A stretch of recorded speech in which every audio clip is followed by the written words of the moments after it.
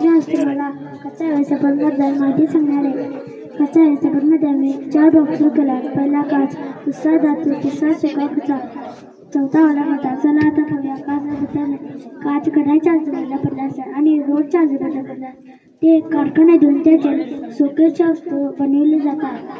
धातू म्हणजे खिळा, पत्रा, लोखंड हे येतात. ते कारखान्यातून त्याचे नवीन वस्तू बनवले जातात. सुका कचरा म्हणजे प्लास्टिक बॉटल, पालापाचोळा, पुष्टे हे येतात. ते कारखान्यातून त्याचे नवीन पुष्टे बनवले जातात. ओला कचरा म्हणजे उरलेला भात, शेण, भाजीपाल्याची देठं हे येतात. त्याचे खत शेतात घातल्यामुळे चांगले पीक उगते. दर मंगळवारी आमच्या गावात कचऱ्याची गाडी येते. ते 2 बॉक्स असतात, सुका आणि ओला. त्या कचऱ्याची विल्हेवाट लावली की आपले गाव स्वच्छ राहील. माझे घर सुंदर घर, माझी शाळा सुंदर शाळा, माझे गाव सुंदर गाव, स्वच्छ भारत सुंदर भारत.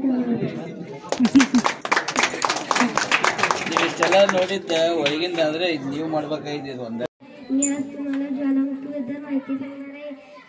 ज्वालामुखीचे विविध प्रकारचे पदार्थ फेकले जातात.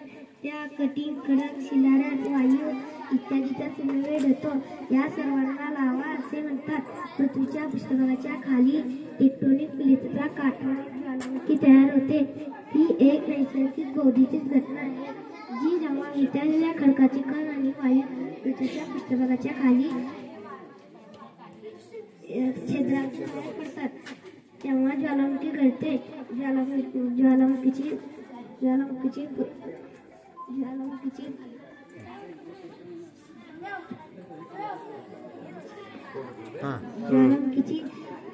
उद्रेक स्फोट ते दाखवत आहे. हे करून दाखव की.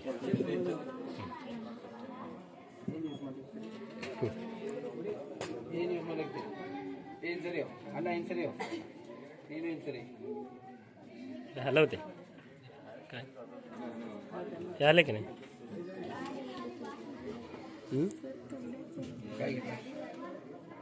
जरा घाल की ते सोडा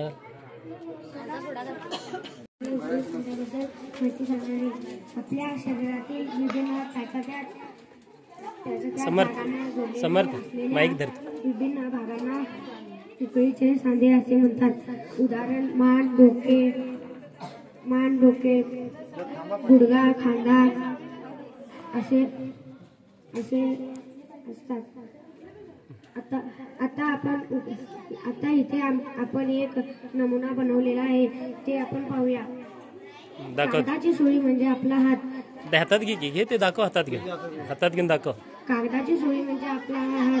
चेंडू हा दुसरा टोक आहे. तिसरा टोक वाटी आहे. आपल्या हातात कुठे दाखवते. तुकडीचा सांधा हातामध्ये असतो, गुडघ्यामध्ये असतो. वायू प्रदूषणामध्ये मानवाने एका सजावना अपायकारक धुलीकण टाकणे सूक्ष्म जीवजंतू हवेत मिसळणे म्हणजेच हवेचे प्रदूषण होते.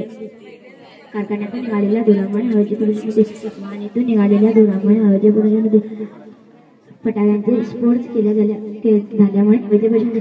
पदार्थाचे शुद्धीकरण केल्यामुळे हवेचे प्रदूषण होते.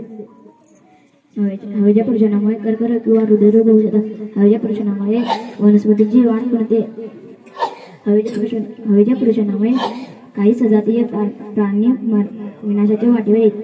हवेचे प्रदूषण होऊ नये म्हणून इंधनाचा जास्तीत जास्त वापर करावा, जसे की पवन ऊर्जा, विद्युत ऊर्जा, सौर ऊर्जा अशा ऊर्जेचाही वापर करावा. कारखान्याचे धोरणीकरण हाती उंचावर असावे. गरजेपुरता आणि सार्वजनिक वाहनांचा वापर करावा. धन्यवाद. मी इयत्ता 3री मध्ये शिकत आहे. आज मी तुम्हाला जीभ या ज्ञानेंद्रियाबद्दल माहिती सांगणार आहे.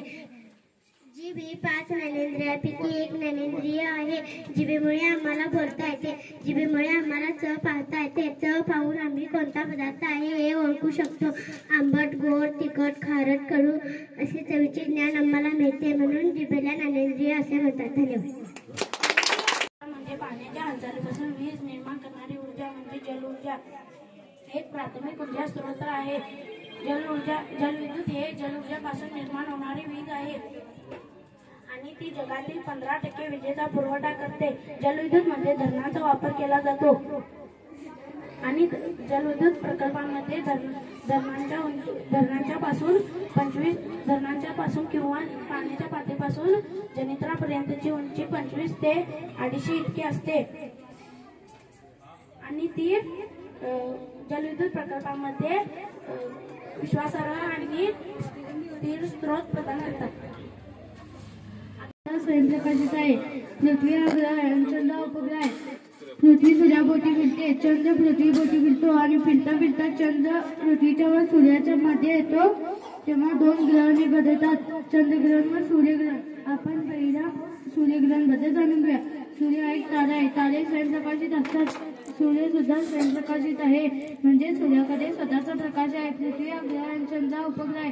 पृथ्वी सूर्याभोवती फिरते, तिच्या या फिरण्याला परिभ्रमण म्हणतात. चंद्र पृथ्वीभोवती फिरतो आणि फिरता फिरता चंद्र पृथ्वीच्या व सूर्याच्या मध्ये येतो, म्हणजे सूर्य चंद्र पृथ्वी एका सरळ रेषेत येतात तेव्हा सूर्याचा प्रकाश चंद्रावर पडतो आणि चंद्राची सावली पृथ्वीवर पडते. याच क्रियेला सूर्यग्रहण म्हणतात. आता आपण चंद्रग्रहण बद्दल जाणून घेऊया. पृथ्वी सूर्याभोवती फिरते, चंद्र पृथ्वीभोवती फिरतो आणि जेव्हा फिरता फिरता पृथ्वी सूर्याच्या व चंद्राच्या मध्ये येते, म्हणजेच सूर्य पृथ्वी चंद्र एका सरळ रेषेत येतात तेव्हा सूर्याचा प्रकाश पृथ्वीवर पडतो आणि पृथ्वीची सावली चंद्रावर पडते. याच क्रियेला चंद्रग्रहण म्हणतात. धन्यवाद.